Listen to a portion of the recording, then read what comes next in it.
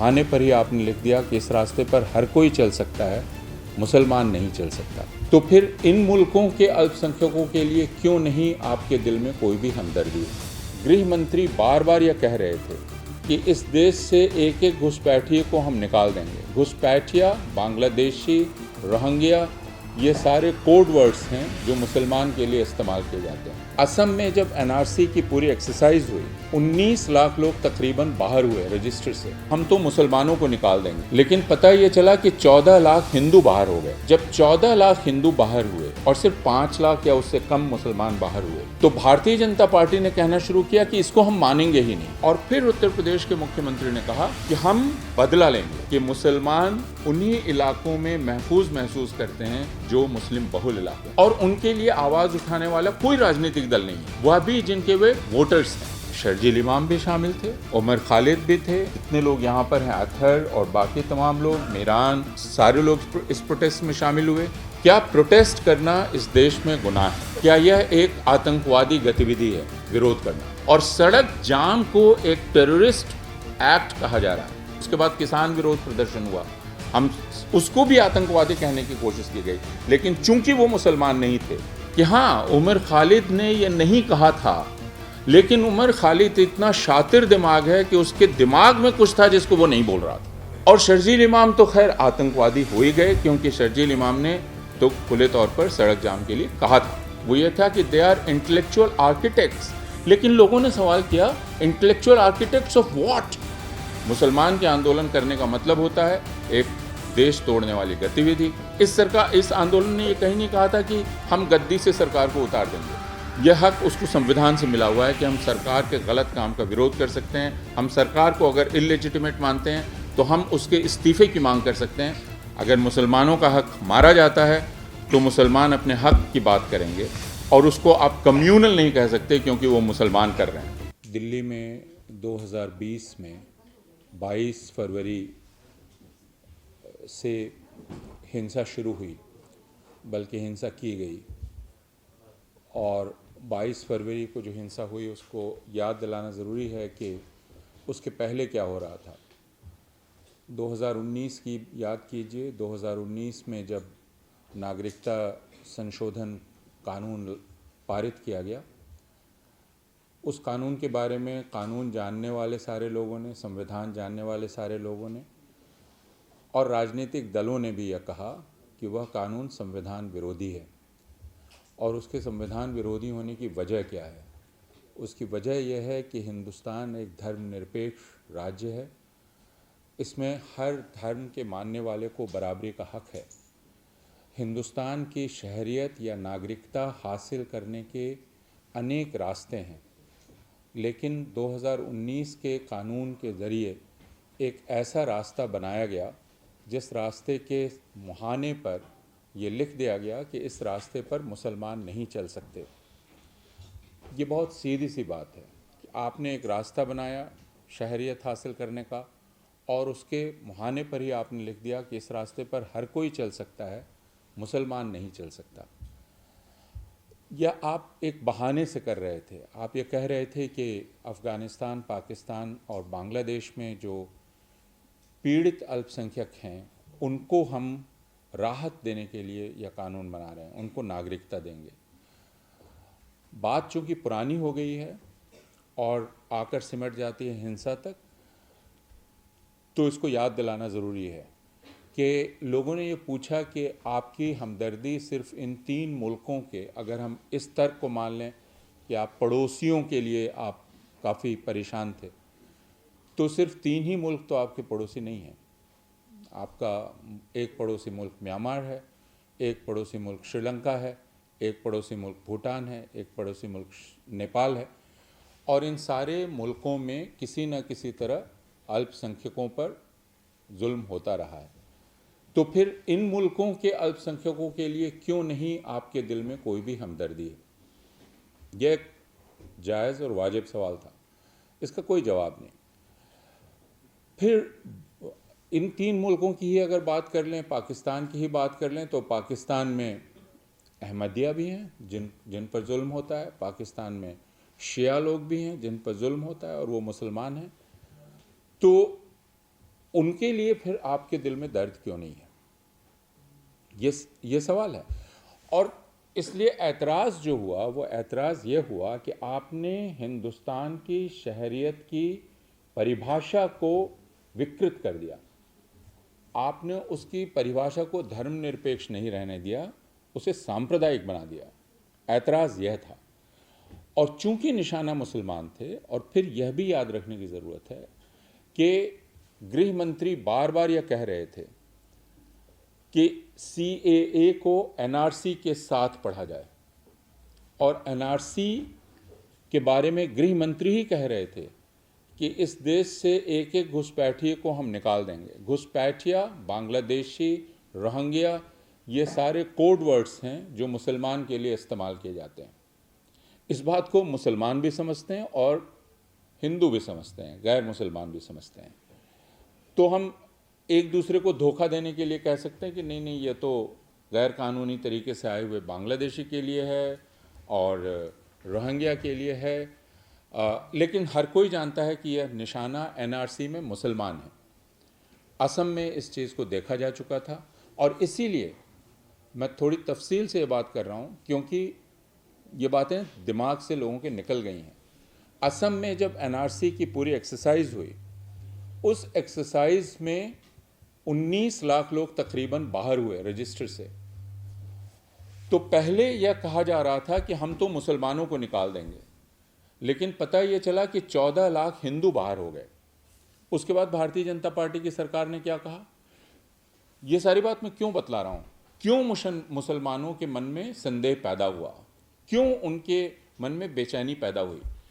जब 14 लाख हिंदू बाहर हुए और सिर्फ 5 लाख या उससे कम मुसलमान बाहर हुए, तो भारतीय जनता पार्टी ने कहना शुरू किया कि इसको हम मानेंगे ही नहीं, और ये NRC की एक्सरसाइज हम तब तक चलाते रहेंगे जब तक हम जिनको निकालना चाहते हैं उनको निकाल ना दें और जिनको अंदर लाना चाहते हैं उनको अंदर ना ले आएं।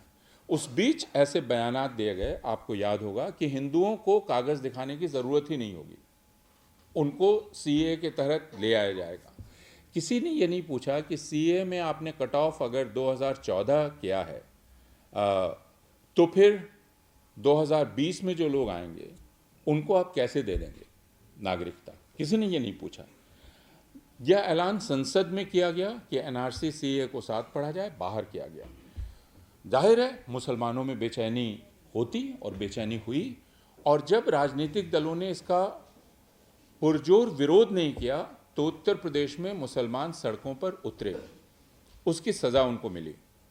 23 मुसलमान मारे गए, और उत्तर प्रदेश की सरकार ने उस कत्ल की जिम्मेवारी लेने से भी इनकार कर दिया।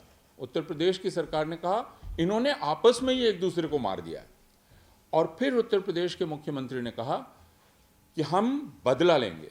आपको अगर याद होगा, उन्होंने कहा हम इसका बदला लेंगे, और बड़ी बड़ी रिकवरी नोटिसेस, चारों तरफ बैनर्स चेहरे के साथ लगाए गए, मुसलमानों के चेहरे, उसमें कुछ गैर मुसलमान भी थे, दारापुरी जैसे लोग, एक दूसरे और लोग।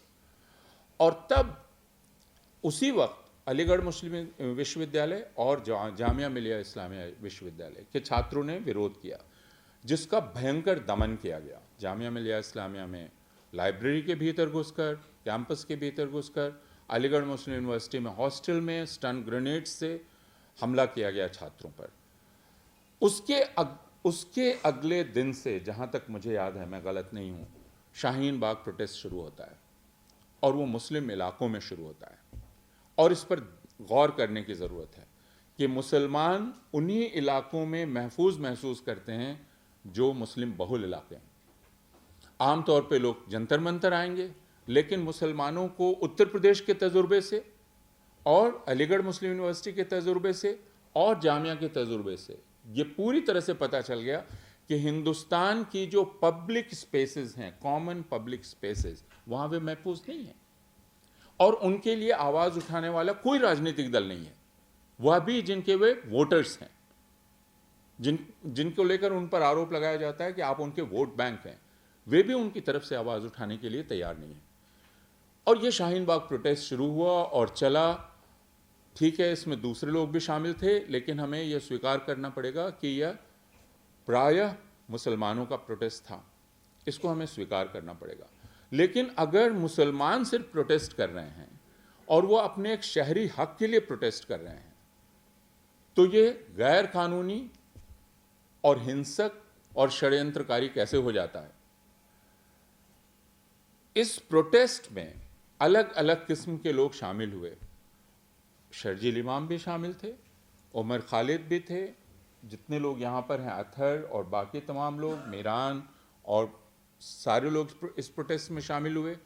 कुछ एज स्पीकर शामिल हुए, कुछ एज कोऑर्डिनेटर शामिल हुए, कुछ एज मोबिलाइजर्स शामिल हुए। ये सब लोग इसमें शामिल हुए। क्या प्रोटेस्ट करना इस देश में गुनाह है?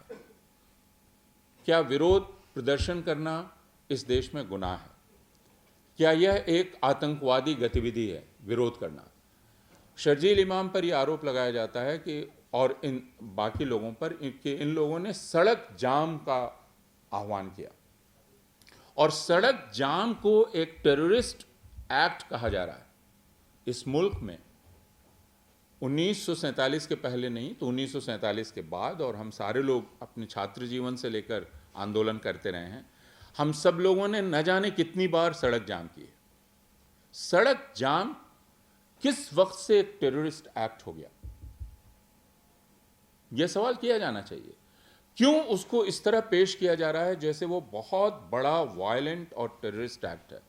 शर्जील इमाम ने और कुछ नहीं कहा था। शर्जील इमाम ने यही कहा था कि आप जाम करें और आप ये दबाव डालें कि सरकार आपकी बात सुने। हम सड़क जाम इसीलिए करते हैं कि सरकार पर दबाव पड़े कि वह हमारी बात सुने। हम जब भी विरोध प्रदर्शन करते हैं तो उसमें असुविधा होती है। विरोध प्रदर्शन बिना असुविधा के नहीं होता है। तो ये कहना कि साहब आप विरोध प्रदर्शन कर रहे थे, इससे लोगों को असुविधा हो रही थी, इसका मतलब आप एक आतंकवादी कृत्य कर रहे थे, इससे बड़ा मजाक हो ही नहीं सकता। हर विरोध प्रदर्शन में असुविधा होती है। उसके बाद किसान विरोध प्रदर्शन हुआ, हम उसको भी आतंकवादी कहने की कोशिश की गई, लेकिन चूंकि वो मुसलमान नहीं थे इसलिए वो एक हद के बाद आगे नहीं बढ़ सका। सिखों को खालिस्तानी कहा गया, लेकिन एक हद के बाद आप उस चीज़ को आगे नहीं बढ़ा सके, और उसके राजनीतिक कारण भी थे, और उन्होंने भी सड़क जाम की थी। तो फिर सड़क जाम कोई आतंकवादी गतिविधि नहीं है। अदालत में जिस तरह बहस चल रही है पिछले 5 साल से, और उसमें अदालतें जो कुछ बोल रही हैं, और अदालतों ने खासकर शर्जील इमाम के मामले में और उमर खालिद के मामले में जो बातें कही हैं, वो हिंदुस्तान के जनतंत्र के लिए और हिंदुस्तान के अदलिया के लिए, खुद न्याय तंत्र के लिए बहुत चिंता का विषय है। वह इसलिए कि वो ये कह रहे हैं कि हाँ, उमर खालिद ने ये नहीं कहा था, लेकिन उमर खालिद इतना शातिर दिमाग है कि उसके दिमाग में कुछ था जिसको वो नहीं बोल रहा था, और इसलिए उसको सजा मिलनी चाहिए, उसको जमानत नहीं मिल सकती। और शर्जील इमाम तो खैर आतंकवादी हो ही गए, क्योंकि शर्जील इमाम ने तो खुले तौर पर सड़क जाम के लिए कहा था, इसलिए शर्जील इमाम को बरी नहीं, माफ नहीं किया जा सकता। फिर इन दोनों का दूसरा जुर्म क्या है? इन दोनों का दूसरा जुर्म है कि ये बहुत पढ़े लिखे हैं।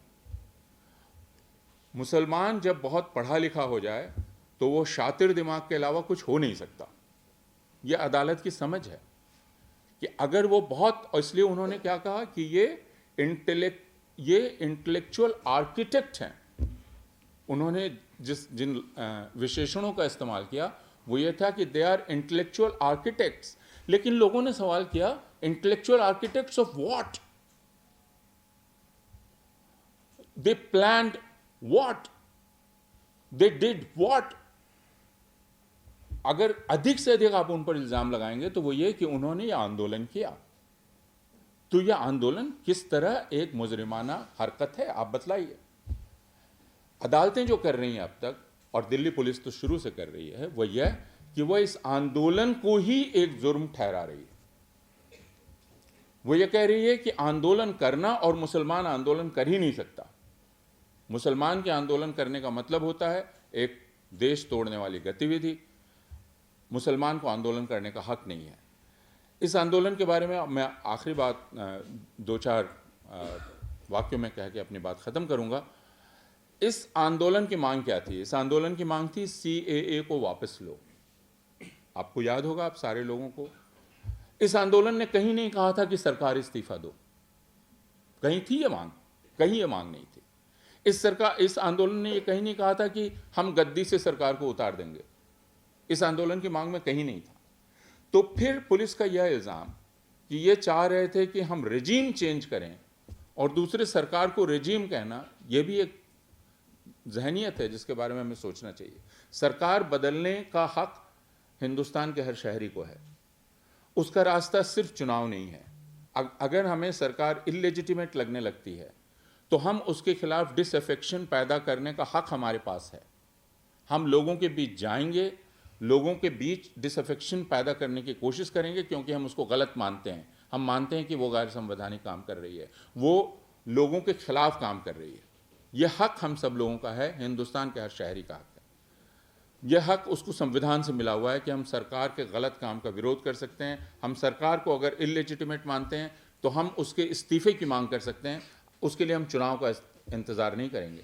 आप यूपीए 2 की याद कर लीजिए, जिस वक्त एक बड़ा आंदोलन यहाँ खड़ा हो गया था और किसी ने उसको आतंकवादी आंदोलन नहीं कहा था, और वह सरकार गिराने का आंदोलन था और किसी ने उसको आतंकवादी नहीं कहा था। तो ये बात बिल्कुल स्पष्ट है। और इस बार सर्वोच्च न्यायालय ने जो किया है वह शायद भारत की न्यायपालिका का इतिहास जब लिखा जाएगा तो उस फैसले को देने वालों का नाम उनके आने वाली पीढ़ियां काफ़ी शर्मिंदगी से लेंगी। मैंने एक फिल्म देखी थी और आप में से भी कई लोगों ने देखी होगी, न्यूरमबर्ग ट्रायल, जिसमें नाजी जजेस पर मुकदमा चला, नाजी जजेस पर।